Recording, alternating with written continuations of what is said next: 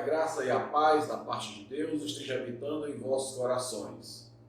Quero dar um bom dia para todos os membros da Igreja Presbiteriana de Pajuçara que nos assistem nesse momento, a Escola Bíblica Dominical da Igreja Presbiteriana de Pajuçara. Obviamente, hoje o irmão não pode estar aqui por conta do decreto do excelentíssimo governador Camilo Santana, que decretou que não deveria haver atividade de nenhum credo religioso presencial por conta dos perigos do contágio do vírus Covid-19. Então, nesse momento, o povo do estado do Ceará, como também aqui de Maracanaú, município onde fica a Igreja Presbiteriana de Pajuçara, estão cumprindo o decreto por meio do isolamento também social. Assim, meus irmãos, dessa maneira,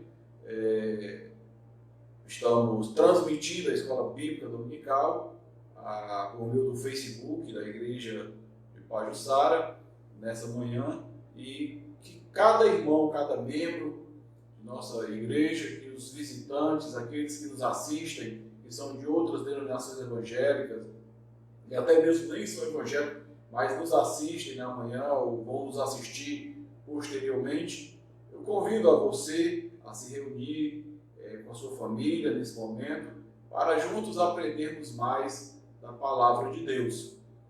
E para iniciar essa Escola Bíblica Dominical, você chama os seus parentes, o seu pai, sua mãe, os seus filhos, a sua esposa, o seu marido, os netos, os tios, aqueles que estiver cumprindo o isolamento social com você em sua residência, senta com ele e vamos aprender essa manhã mais um pouco da Palavra de Deus. Ouvimos um cântico maravilhoso, agora no início, a qual nos traz uma mensagem que o Senhor governa sobre o céu, a terra e o mar e tudo, e que nós devemos sossegar nesse momento a qual o mundo passa por desespero. Nós devemos sossegar porque nós estamos com Cristo em nossas vidas, estamos com Cristo em nossas famílias, com Cristo até o dia da segunda vinda, onde a nossa comunhão com Ele somente aumentará.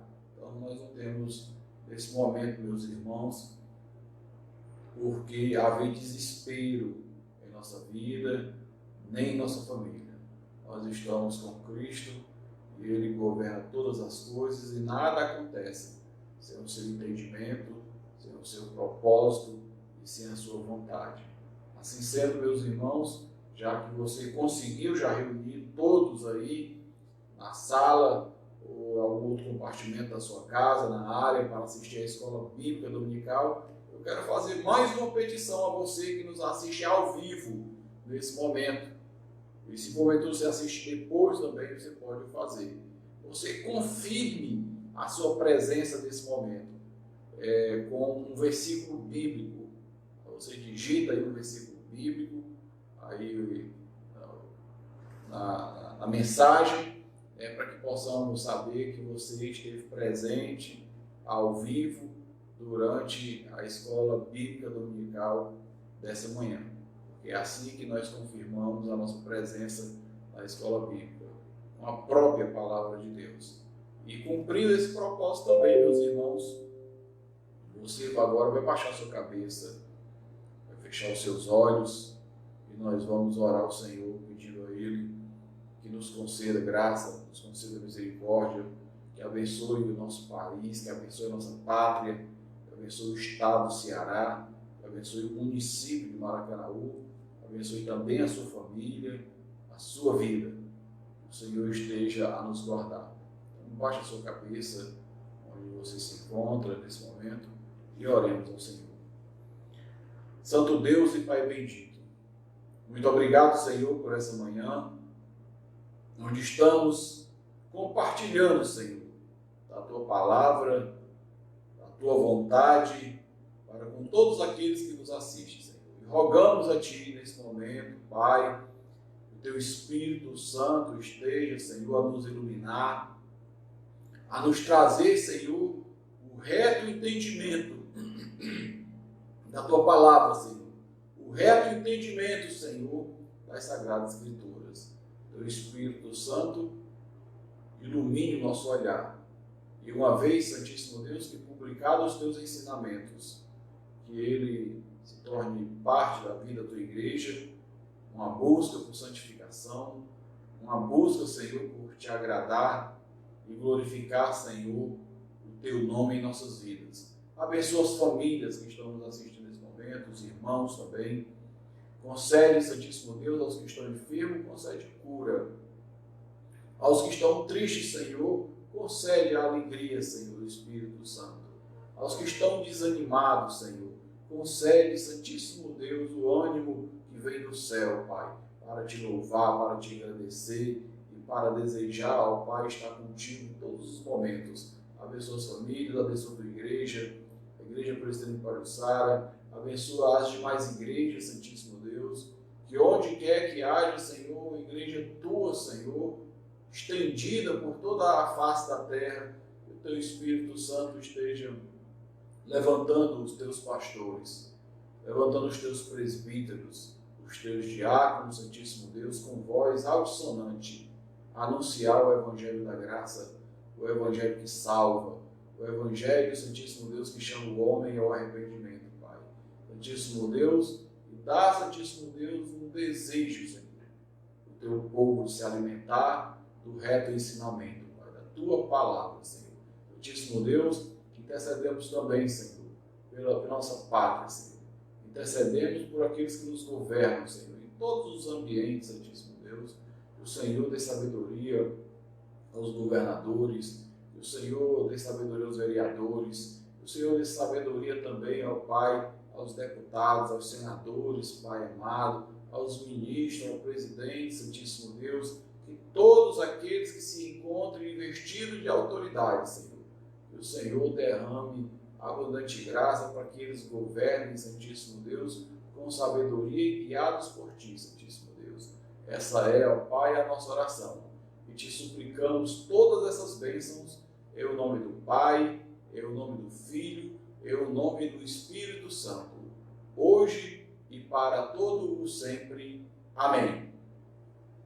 Nesse momento vamos utilizar o hinário Novo Cântico e vamos louvar a Deus com um hino.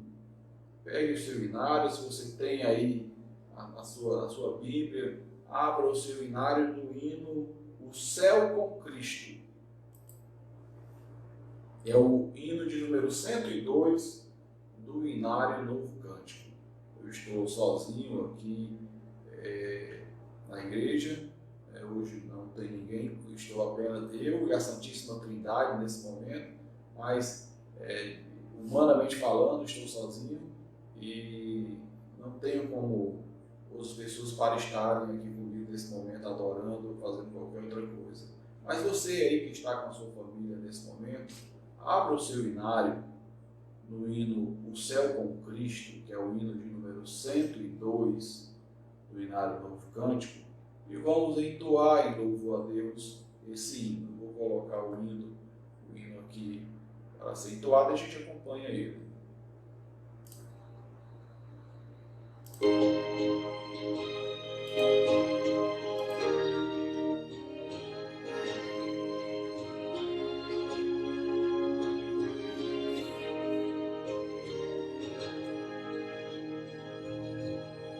Depois de Cristo me salvou, em seu mundo se tornou, até no meio do sofrer, eu tenho paz no meu viver. Oh, aleluia, sim, é céu fluir, perdão aqui, na terra no mar, por onde for, com o Senhor, é céu ali. Muitos vêm outrora o céu, mas quando Cristo me valeu, então decidi meu coração entrar no céu da retidão.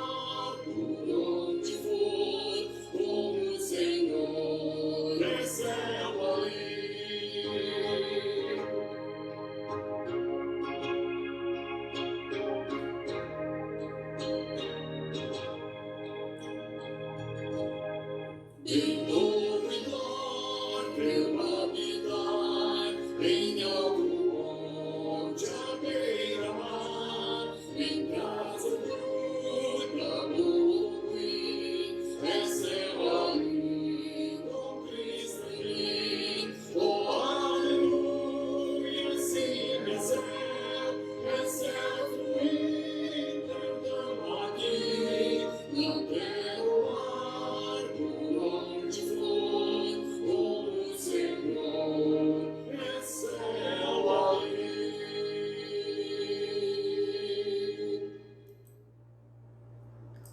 Vamos também entoar em louvor a Deus, meus irmãos, nesse momento, o hino 187, Cidade Celestial é o nome do cântico.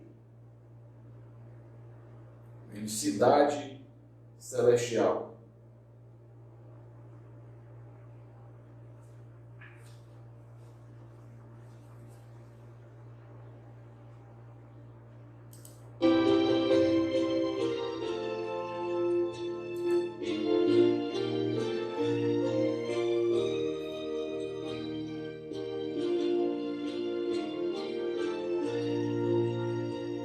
Tenho lido na bela cidade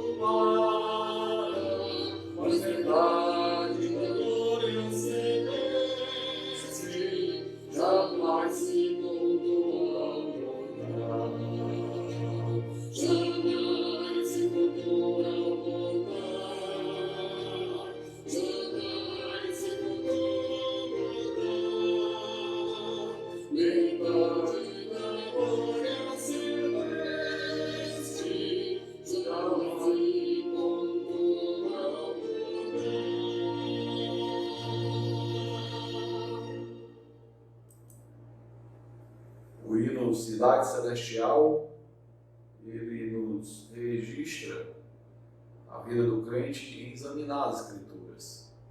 E esse exame, na primeira estrofe, o autor do hino revela que ele tem lido na Sagrada Escritura sobre a bela cidade, de muros de jaspe luzente, juncada de auros troféu.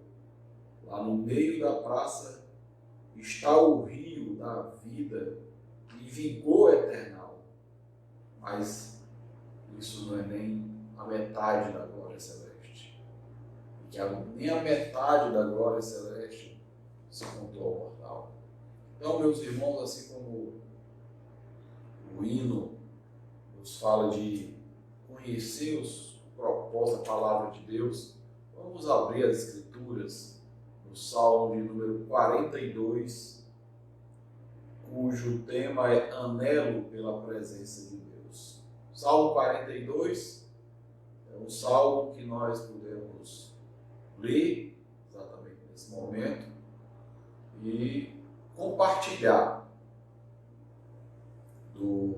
da experiência do salmista, que por algum motivo indefinido ele perdeu o acesso à casa de Deus. Nós estamos no isolamento social, não estamos tendo possibilidade de nos reunir presencialmente, e isso deve produzir na nossa vida aquilo que produziu também na vida do salmista, um desejo intenso de estar na presença de Deus, na casa de Deus, adorando com todo o povo de Deus. Assim está escrito na palavra de Deus.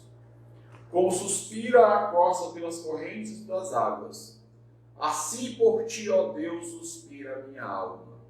A minha alma tem sede de Deus, do Deus vivo. Quando irei e me verei perante a face de Deus? As minhas lágrimas têm sido meu alimento dia e noite, enquanto me dizem continuamente: o teu Deus onde está?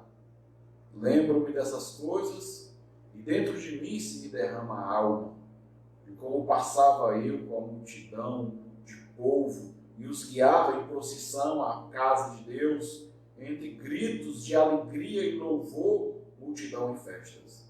Por que está abatida, ó minha alma? Por que te perturbas dentro de mim? Espera em Deus, pois ainda o louvarei. A Ele, meu auxílio e Deus meu. Sinto abatida dentro de mim a minha alma. Lembro-me, portanto, de ti nas terras do Jordão, no Monte Hermon e no outeiro de Misa. Um abismo chama o outro abismo. Ao fragor das tuas catadupas, todas as tuas ondas e vagas passam sobre mim. Contudo, o Senhor, durante o dia, me concede a sua misericórdia, e à noite comigo está o seu cântico. Uma oração ao Deus da minha vida. Digo a Deus, minha rocha, por que te olvidastes de mim? Porque hei de andar eu lamentando sob a opressão dos meus inimigos? Esmigalham-se meus ossos, enquanto os meus adversários me insultam, dizendo, o teu Deus onde estás? Porque está abatida, ó minha alma? Porque te perturbas dentro de mim? Espera em Deus, pois ainda o louvarei. A Ele, meu auxílio e Deus meu. Assim, meus irmãos, como o salmista está angustiado e litigando com a sua própria alma, abatida, ele faz um convite à alma dele esperar pelo Senhor. A alma angustiada, a alma abatida, a alma abalada, como dito em outra feita aqui na quinta-feira, é uma alma que pende para a queda. Devemos cuidar, meus irmãos, da nossa vida espiritual. Esse momento de calamidade, o mundo se volta para cuidar da sua vida sanitária, e isso é bom. O mundo se volta para cuidar da sua saúde, e isso também é bom. O mundo se volta para cuidar da economia, e isso também é bom. Para cuidar das diversas áreas e setores que exigem essa pandemia, cuidar das coisas realmente é bom. Mas em todos os nossos afazeres, nossos cuidados, nós devemos ter cuidados exteriores. A palavra de Deus, no Salmo 42, também nos ensina que devemos cuidar, assim como cuidamos de nossas mãos, lavando nossas mãos constantemente, colocando sobre as nossas mãos o álcool em gel 70 para matar vírus e bactérias que possam nos contaminar, assim como devemos tomar todo cuidado nesse momento sanitário, com as nossas vestes, com o calçado, com aquilo que entra dentro de nossa casa, nossa residência. O Salmo 42, entre muitas outras lições que ele nos traz, ele também nos chama a atenção para cuidar do campo espiritual da nossa vida. E é por isso que nós estamos, embora separados na vivência do contato, de um beijo, de um abraço, de um aperto de mão, mas não daquilo que a palavra de Deus nos ensina. Não estamos separados do conteúdo da palavra de Deus, e assim por isso estamos aqui essa manhã, para aprender da palavra de Deus, a fim de descontaminar a nossa alma, descontaminar o nosso interior, porque nós temos passado a semana inteira. Eu quero que os irmãos coloquem um alerta também. Não deixe de estar presente nos nossos cultos online. Hoje à noite, 18 horas, nós teremos o culto online, que o irmão possa fazer presente naquele momento ali. Na próxima quinta-feira nós vamos ter o culto de doutrina. Na terça-feira também, como se estendeu por mais uma semana, eu vou estar aqui realizando o nosso culto, o nosso encontro de oração. Obviamente você vai estar na sua casa e eu aqui. E no domingo que vem também a escola bíblica, e no domingo que vem também o culto, porque se estendeu e nós vamos atender os irmãos, a nossa vida espiritual dessa maneira. O salmista pergunta: por que está abatida, ó minha alma? Por que te perturbas dentro de mim? Nós temos passado a semana inteira lendo jornais, postagem no Facebook, postagem no WhatsApp, no Instagram e outras possíveis redes sociais. Eu, particularmente, não tenho Instagram. Tenho recebido convite para assistir mensagem no Instagram, não tenho. Eu só tenho o Facebook e o WhatsApp. Mas esses aplicativos, bem como os jornais, a televisão, têm trazido uma carga de informações, de desespero muito intensa.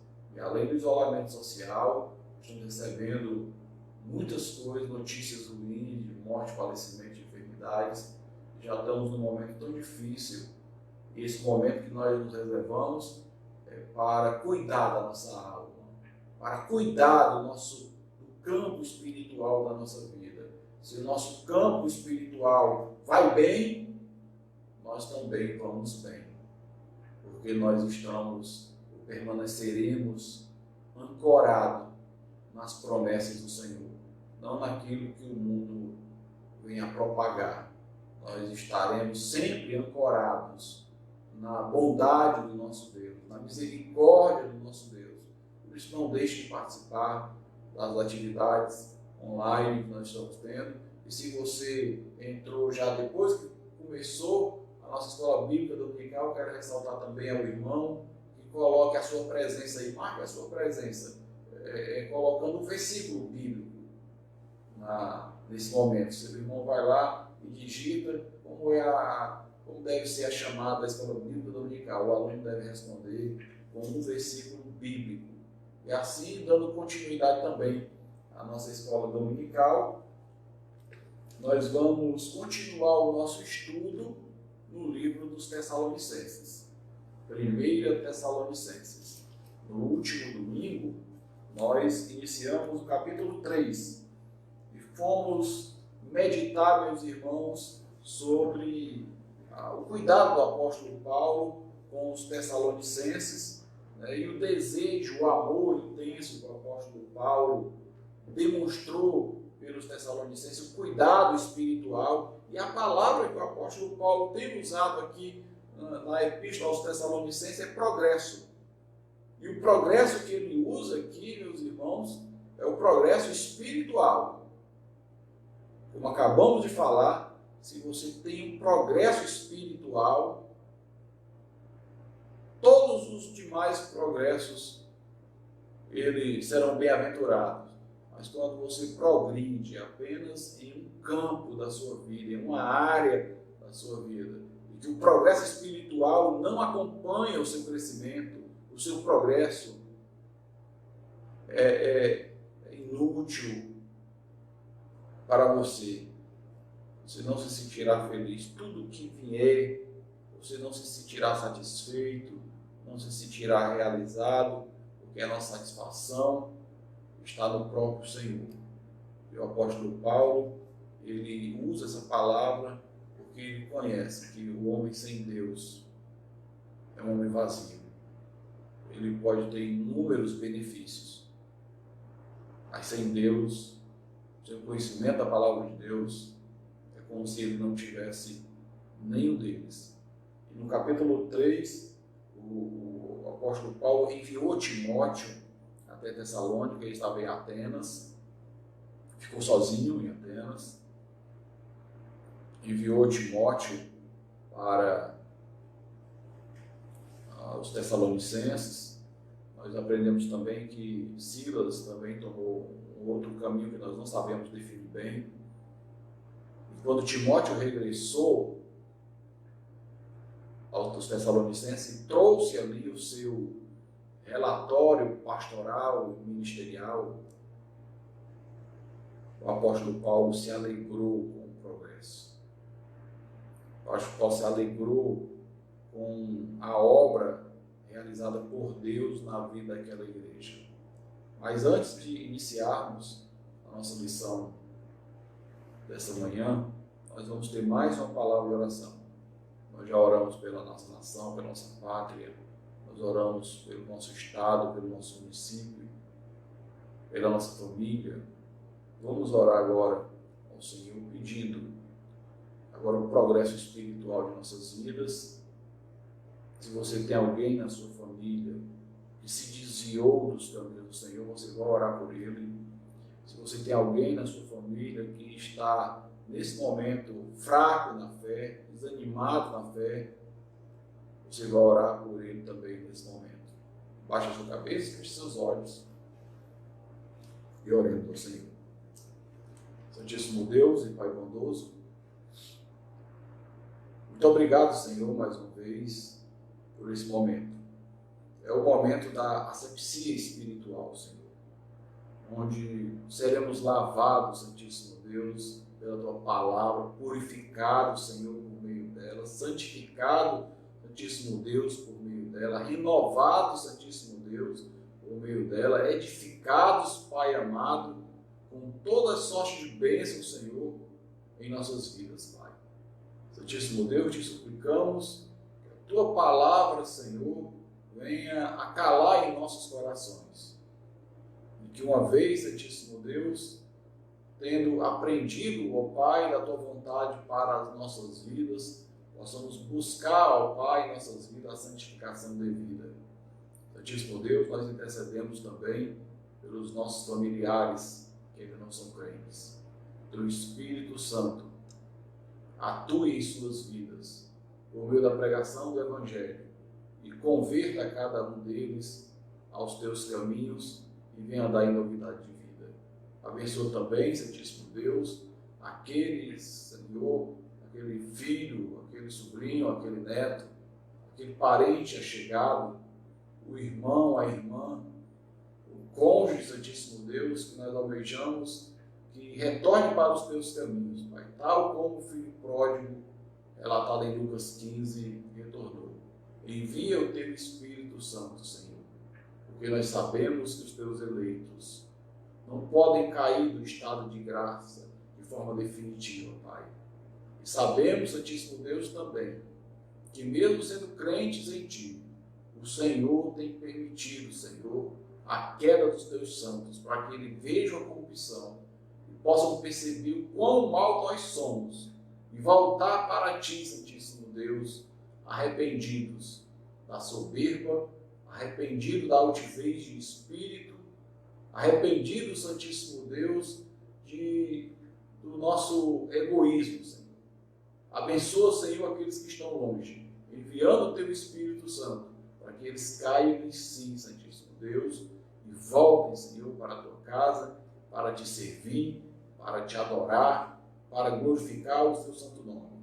Abençoa as famílias, em nome do Pai, do Filho e do Espírito Santo, hoje e para todo sempre. Amém. Nós vamos agora, meus irmãos, abrir a palavra de Deus em 1 Tessalonicenses, capítulo 3, versículo 11 e 12. E 13 também.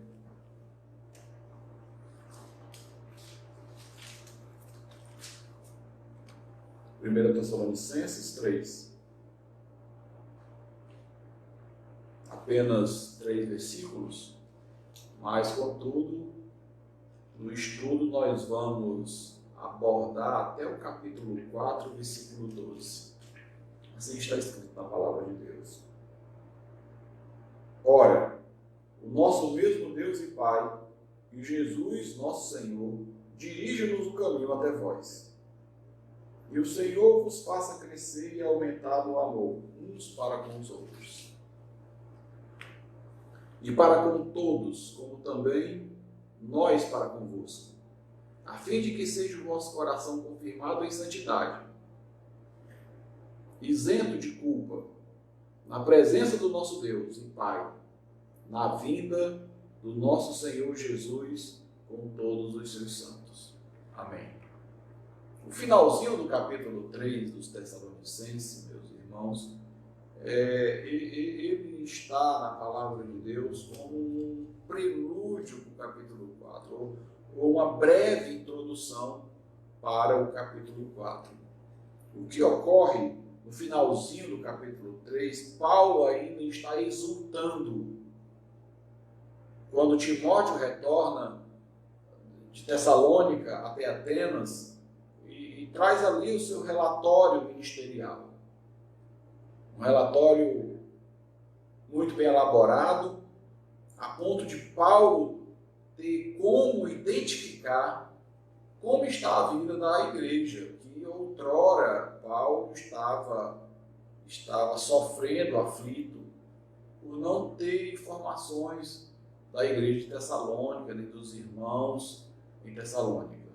Quando Timóteo se aproxima, Paulo entrega ali o seu relatório, registrado no capítulo 3, versículo 6, o apóstolo Paulo fica aliviado pelo relatório de Timóteo informar de que aquela igreja continua ainda com amor abnegado, como registrado aqui no capítulo 1 dos Tessalonicenses, verso 3. Uma fé operosa, amor abnegado e firmeza na esperança. São as 3 grandes características da igreja dos Tessalonicenses. Contudo, o relatório de Timóteo não traz apenas apontamentos positivos em todo o seu teor. Existe no relatório que Timóteo traz ao apóstolo Paulo algumas indicações quanto à vida cotidiana dos Tessalonicenses, da igreja de Tessalônica. E esses 3 versículos é um ensaio daquilo que Paulo vai relatar no capítulo 4.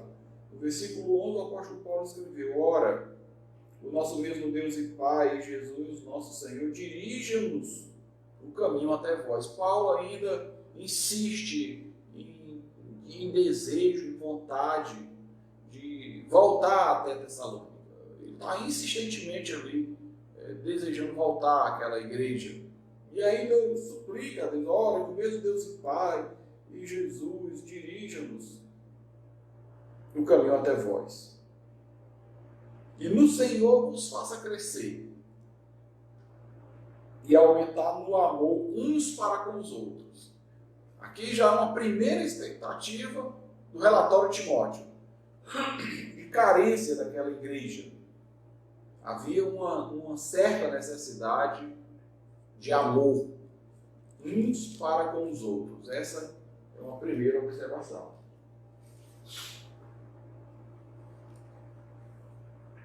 Uma segunda observação, versículo 13, é a confirmação em santidade, a fim de que seja o vosso coração confirmado em santidade, isento de culpa na presença do nosso Deus e Pai, na vinda do nosso Senhor Jesus com todos os santos. Obviamente, nesses 3 versículos, nós não conseguimos identificar muito bem a expressão paulina. Essa expressão ela vai ser ampliada agora no capítulo 4, quando ele aplica o capítulo 4, de verso 1 a 12, como os tessalonicenses devem progredir ou crescer mais. Quando a gente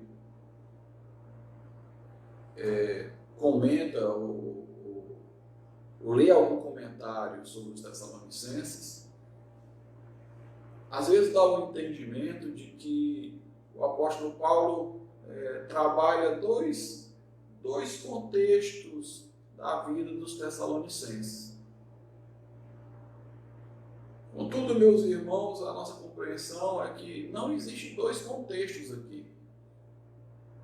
O que exige ao apóstolo Paulo, do capítulo 4, verso 1 até o verso 12, doutrinando a igreja para que aqueles irmãos que têm uma fé operosa, um amor abnegado, firmeza na esperança, possam progredir ainda mais e possam se ajustar de maneira mais bíblica, de maneira mais, seja do agrado de Deus.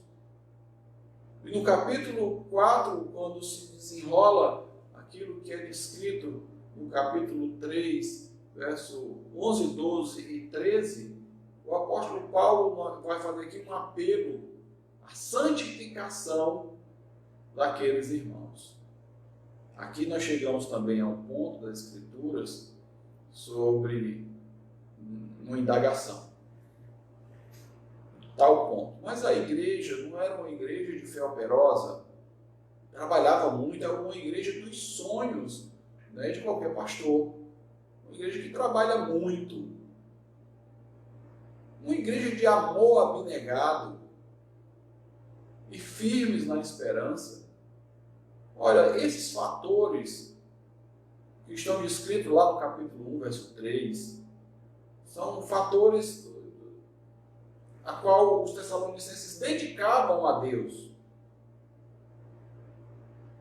Nós queremos fazer aqui, antes de entrar no capítulo 4, algumas observações também sobre a fé operosa, sobre uma igreja que trabalha como muito proativa, e que essa fé operosa deve ser uma fé também operosa, mas cuidadosa também, zelosa também.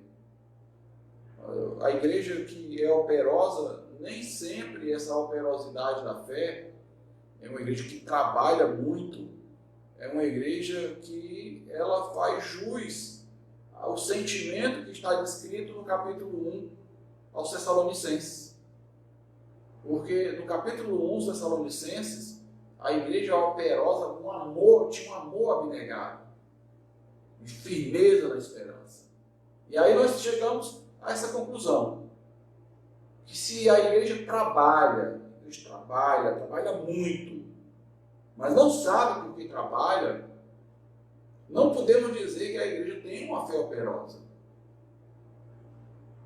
A fé operosa, escrita, fé operosa, amor abnegado, firmeza na esperança. Ela conhece esse trabalho que ela realiza. Quando não conhece, não é fé operosa. Nós podemos categorizar isso como uma igreja ativista. Uma igreja ativista é uma igreja que se preocupa muito mais com as programações do que com o ensino que é registrado nela. A igreja de fé operosa é uma igreja que trabalha, mas sabe por que está trabalhando. Quando nós não sabemos por que trabalhamos, nós somente trabalhamos, é ativismo. Ativismo religioso. E quando trabalhamos apenas em busca dos resultados, isso também não é fé operosa. O nome disso é pragmatismo. É o que acontece no comércio. O comércio ele tem um objetivo, os resultados. Os resultados. Obviamente que nós também não trabalhamos sem perspectiva de resultado. Mas o resultado não pode se limitar a números. Uma igreja numerosa não quer dizer que é uma igreja de fé operosa.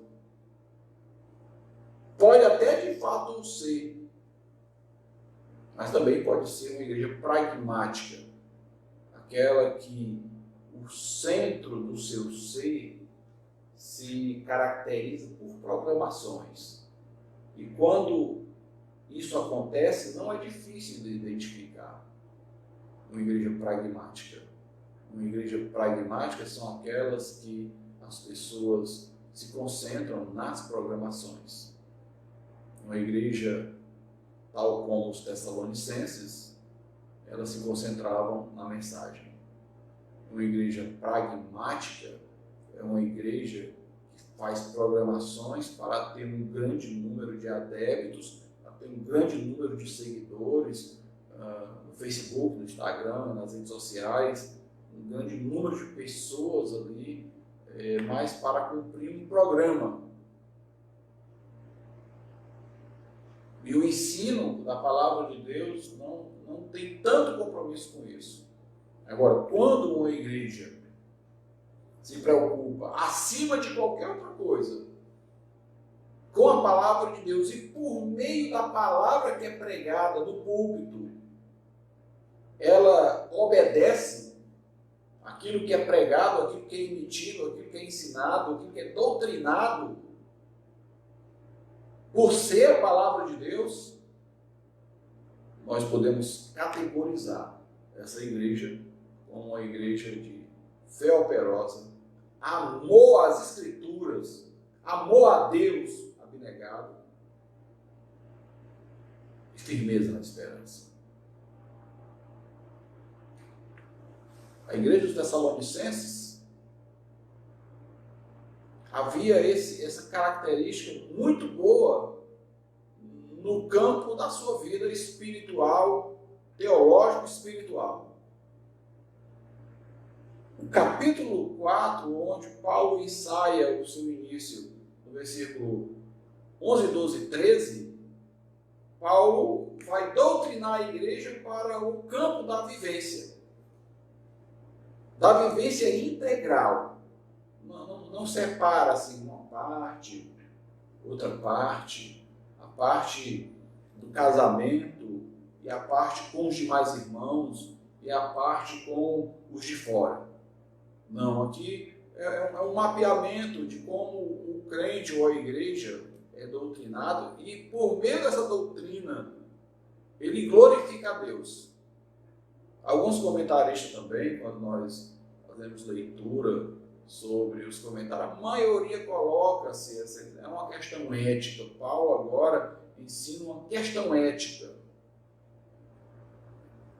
Vale salientar, meus irmãos, que a ética ela é oriunda, proveniente da cultura grego-românica, dos gregos.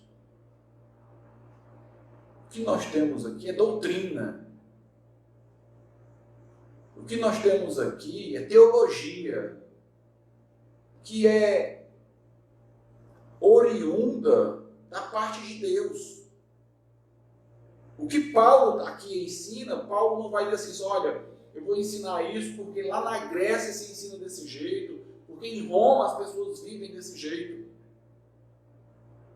Paulo vai ensinar a igreja sobre a santificação da igreja de forma integral, não somente no campo da espiritualidade, da igreja, do púlpito, dos ensinamentos ali, do campo espiritual, mas agora no campo do relacionamento uns para com os outros. Ora do casamento, ora da sua vida pessoal e ora do seu relacionamento com os de fora.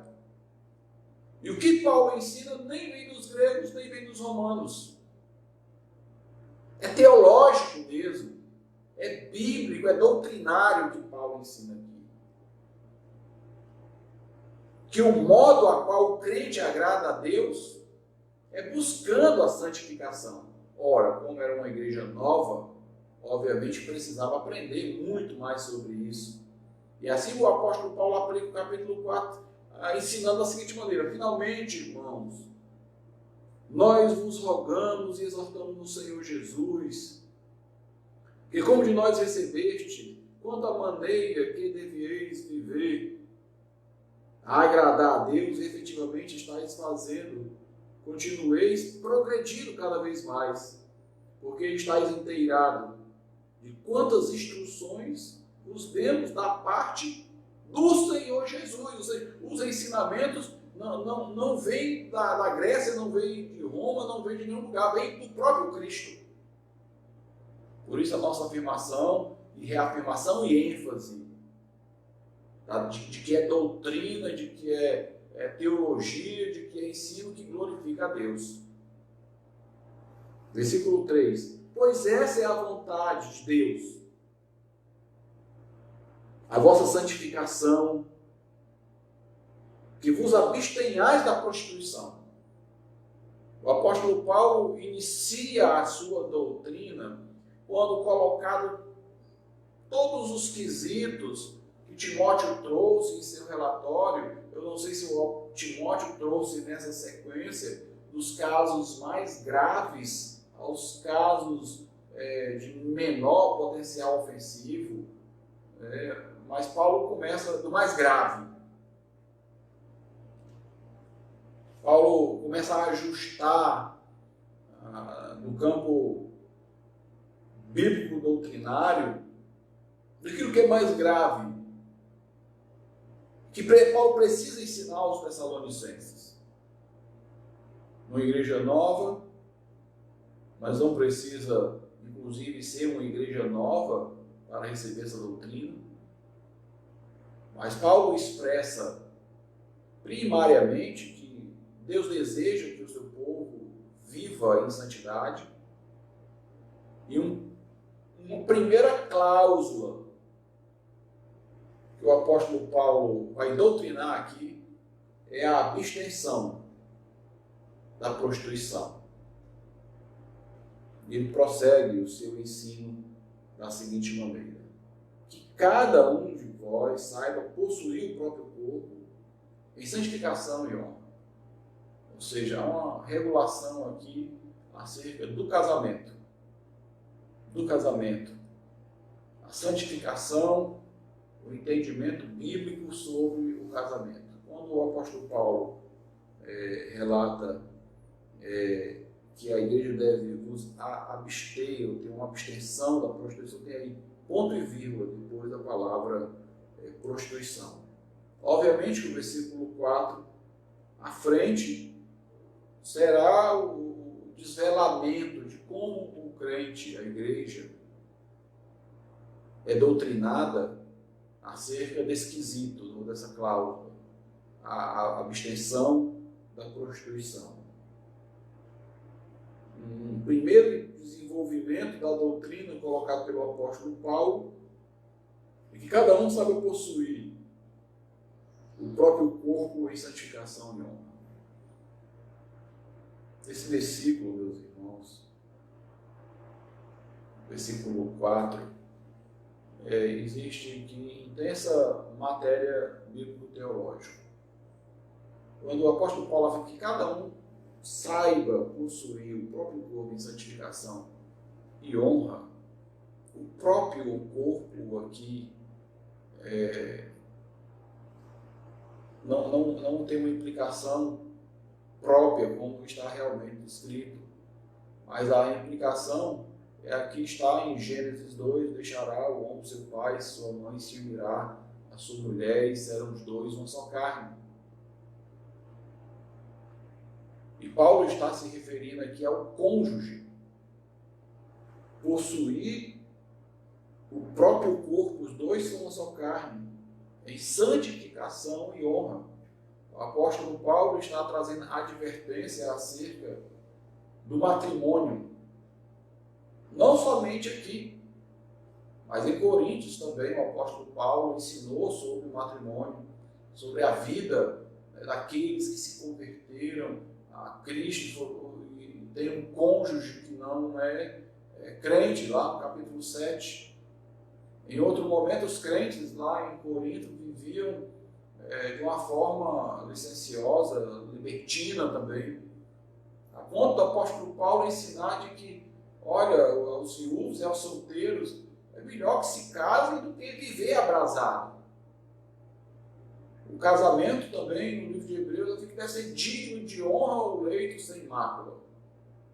E em Efésios, capítulo 5, nós temos ali uma série de conteúdo bem extenso sobre o relacionamento entre Cristo e a igreja, da qual o apóstolo Paulo, de forma metafórica, também trabalha o relacionamento entre o marido e a mulher. A esposa deve ser submissa ao marido, e que o marido deve amar a mulher tal como Cristo amou a igreja. E dentro desse relacionamento do matrimônio, nós somos advertidos em vários outros aspectos da palavra de Deus, em outras passagens bíblicas, que o casamento é uma instituição santa. É uma instituição feita por Deus, realizada por Deus, criada por Deus. E se é uma instituição que é criada por Deus, obviamente temos os propósitos de Deus. Os propósitos de Deus para o casamento é para que haja alegria do ser humano. O próprio Deus concluiu que não é bom que o homem viva só. E criou ao homem uma adjuntora, a alegria, o gozo do ser humano em matrimônio. E esse matrimônio criado e instituído por Deus, ele é um campo a qual o crente, ele dedica também santidade a Deus, cumprindo as obediências e obedecendo aos preceitos escriturísticos. Eu quero aqui fazer uma observação muito simples acerca do casamento. Uma vez, eu percebi assim, um critério bem forte mesmo sobre uma canção.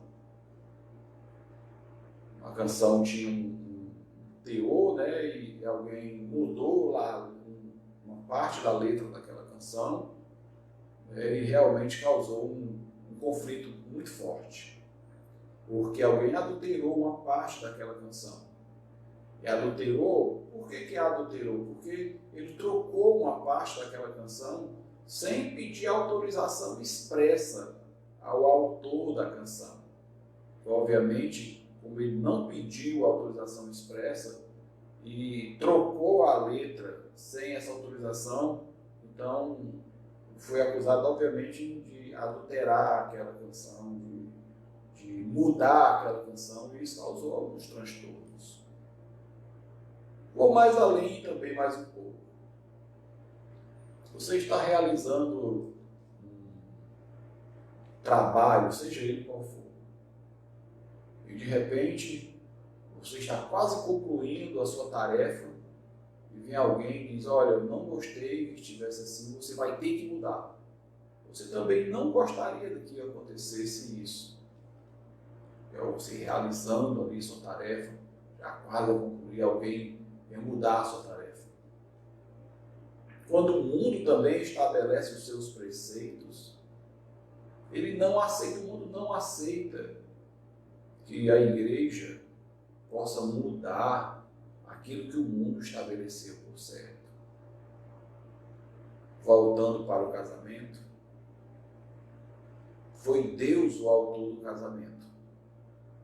Foi Deus que criou o casamento, com fins e propósito específico de santificação.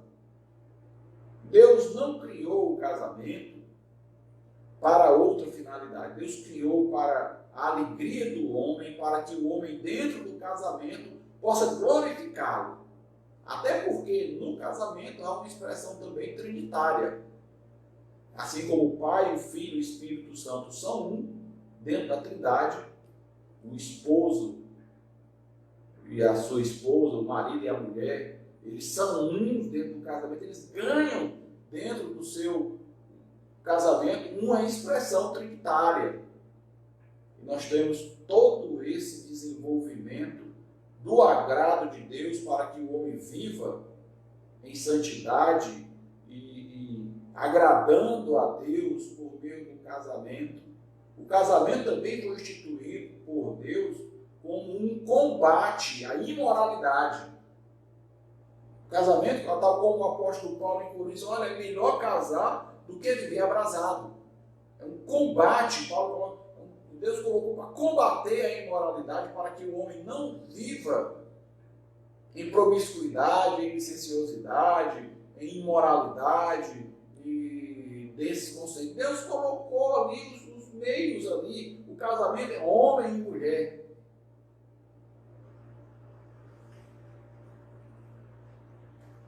Para a sua própria glória. Tudo isso para a sua própria glória. Contudo, o homem que não conhece a Deus ousa adulterar aquilo que foi criado por Deus. E isso foi identificado dentro da igreja dos Tessalonicenses. Não somente identificado. O apóstolo Paulo ensinou a igreja, tal como ele mesmo escreveu em 2 Timóteo 3,16. A Escritura é inspirada por Deus. Toda a Escritura é inspirada por Deus e deve ser ensinada. É que ele ensina a Escritura, o propósito de Deus para o casamento, para o homem, para o casamento, a glorificação de Deus, o corte com a imoralidade, o corte com as impurezas. E quando aquele relatório de Timóteo traz alguma coisa apontando que havia alguns dentro da igreja dos Tessalonicenses que assim viviam, o apóstolo Paulo passa a ensinar. Uma palavra de Deus é útil para ensinar, para repreender, para corrigir. Então, ele usa esses meios da palavra de Deus e ensina dessa maneira. Que cada um de vós saiba possuir o próprio corpo em santificação e honra. O casamento cristão não é para ser banalizado. Aqueles que estão casados devem cotidianamente buscar na Sagrada Escritura o propósito de Deus para o casamento. O propósito de Deus para essa instituição divina que vem de Deus. E, inclusive, se opor aos erros cometidos pelo mundo e absorvidos pela igreja. Se opor, não quero estimular o irmão a entrar em contendas desnecessárias. A nossa posição, meus irmãos, é ensinando a palavra de Deus, a maneira a qual Deus deseja que seja vivido o casamento. O apóstolo Paulo coloca esse ensinamento.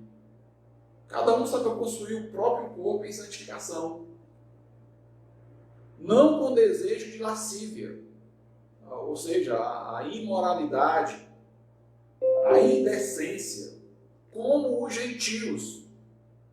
Ou seja, como o mundanismo anda, o cristão não deve andar. Porque o cristão tem todas as cláusulas, os preceitos de Deus sobre essa matéria. E dentro dessa matéria também, nós buscamos agradar a Deus. E buscando agradar a Deus dessa maneira, o apóstolo Paulo também nos ensina que isso é vida santificada. Vida santificada. Não com desejo de lascívia, como os gentios, porque não conhecem a Deus.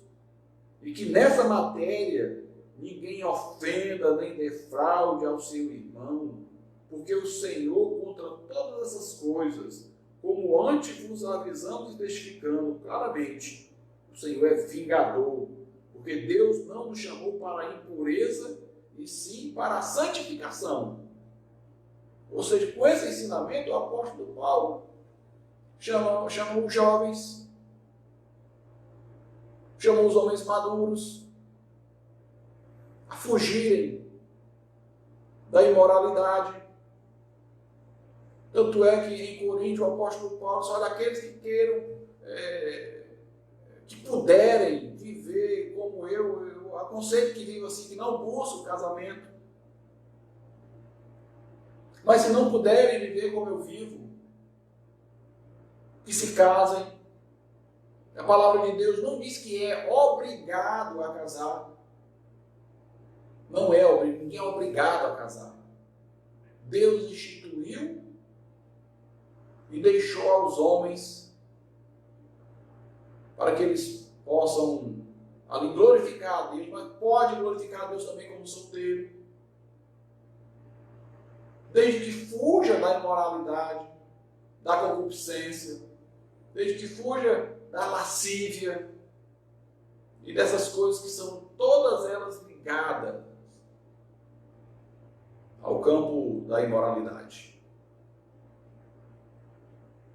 ao campo daquilo que Deus abomina. Deus não nos chamou para a impureza, e sim para a santificação. O apóstolo Paulo aqui organiza ou deseja organizar um entendimento no seio da igreja, não somente para casados, mas também para aqueles que são solteiros. A palavra de Deus, meus irmãos, também nós vamos aprender nela que Deus não deixou registrado na Sagrada Escritura, embora julgamos ser necessário o namoro, mas é interessante observar que não existe namoro na palavra de Deus. Geralmente os homens a quem Deus chamou partem direto para o casamento. Obviamente que também namorar não é pecado. Mas viver uma troca constante, uma vida irregular. O namoro, quando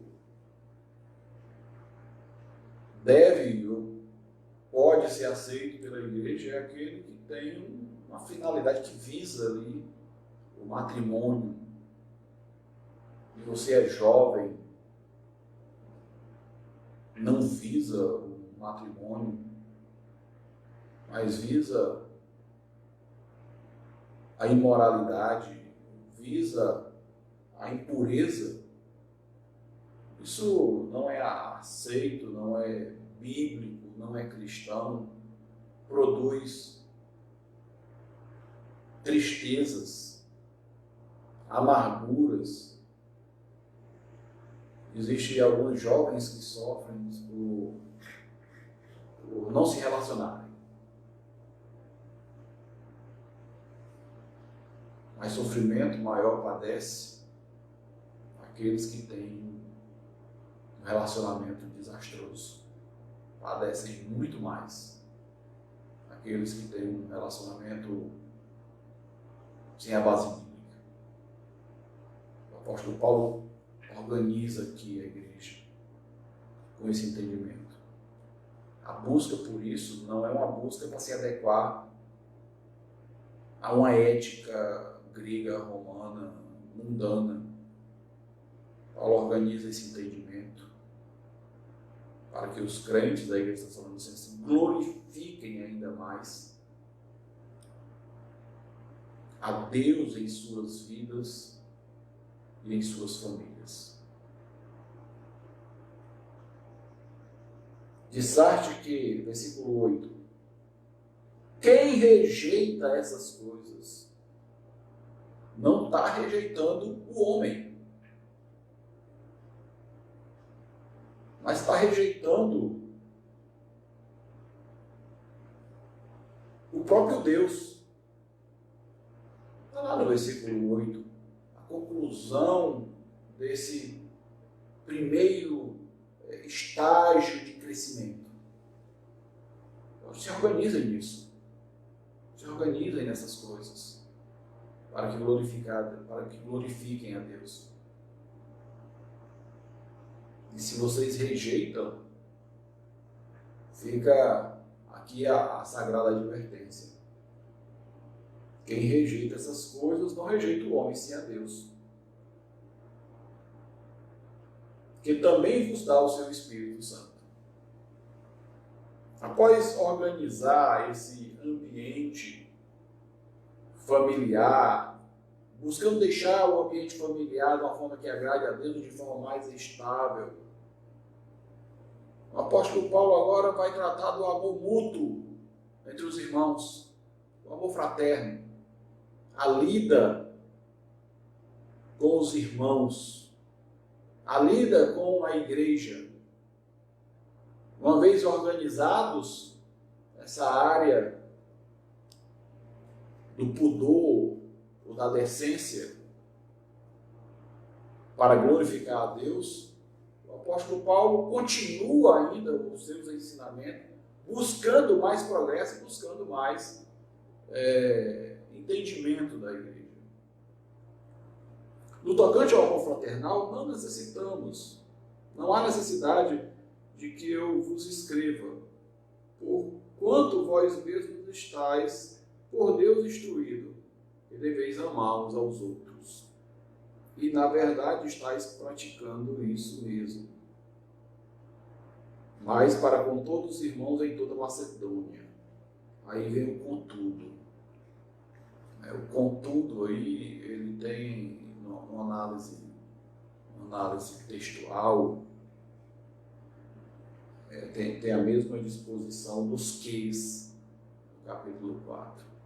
Existem alguns queis, quando o apóstolo Paulo quer isso aí, ele diz assim, que cada um, que nessa matéria, que isso, que aquilo. Agora vem o contudo. E essa é uma característica do apóstolo Paulo escrevendo aos Tessalonicenses. Essa é uma característica também, meus irmãos. Nós precisamos também avaliar um conceito aqui.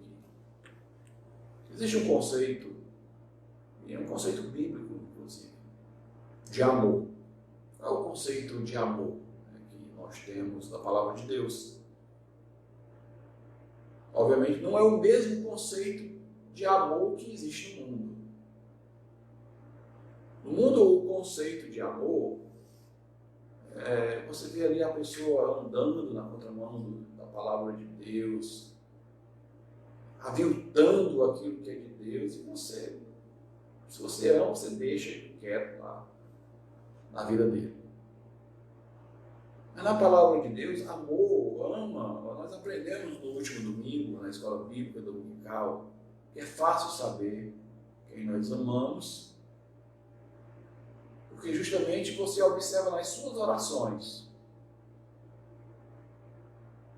Se você ora por alguém, é porque você ama aquela pessoa. Você ora pela igreja porque você ama a igreja. Você ora pelos presbíteros, pastores, pelos diáconos porque você ama os oficiais da igreja. E assim sucessivamente. Só que o apóstolo Paulo, quando ele coloca o contudo, vos exortamos, o amor também, ele tem esse contexto da exortação. Você ora, mas também você exorta aqueles a quem você, porque você quer progresso, você quer ver o bem daquela pessoa, e você exorta aquela pessoa. E quando nós vemos essa característica, analisamos essa característica aqui em Tessalonicenses, o apóstolo Paulo, ele trata com carinho e com amor.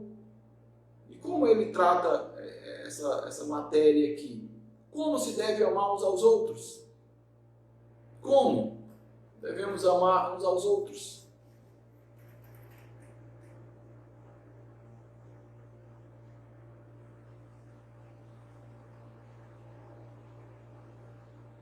Versículo 11.